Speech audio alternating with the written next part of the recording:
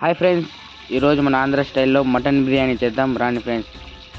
గ్యాస్పై కడాయి పెట్టి కడాయిలో ఆయిల్, పుదీనా, ఆనియన్, బిర్యానీ ఆకు వేసుకొని బాగా కలుపుకోవాలి. 2-3 మినిట్స్ కలుపుకున్న తర్వాత పచ్చిమిర్చి బాగా కలపాలి. కలిపిన తర్వాత టమోటా వేయాలి.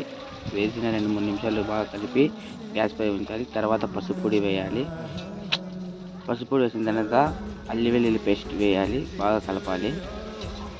కలిపిన 2-3 మినిట్స్ గ్యాస్పై ఉంచి గరం మసాలా, కొంచెం మటన్ మసాలా, కొంచెం బిర్యానీ మసాలా వేసి బాగా కలపాలి. గ్యాస్పై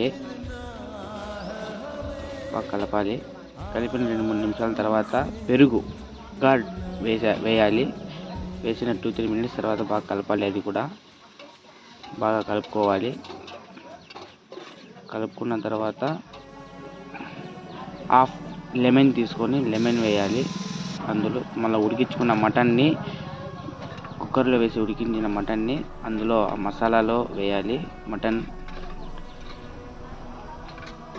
మటన్ బాగా వేయాలి ఫ్రెండ్స్. వేసిన 2-3 మినిట్స్ తర్వాత బిర్యానీ బాగా కలపాలి. మటన్ మసాలా మొత్తం కలిపి మటన్కి మసాలా తగలాలి. తర్వాత వాటర్, మనం ఎంత రైస్ తీసుకున్నామో ఆ రైస్ తగినట్టు వాటర్ వేయాలి. మేము 1.5 కిలో వేసాము, అందుకే 4 గ్లాసెస్ వేసినాము.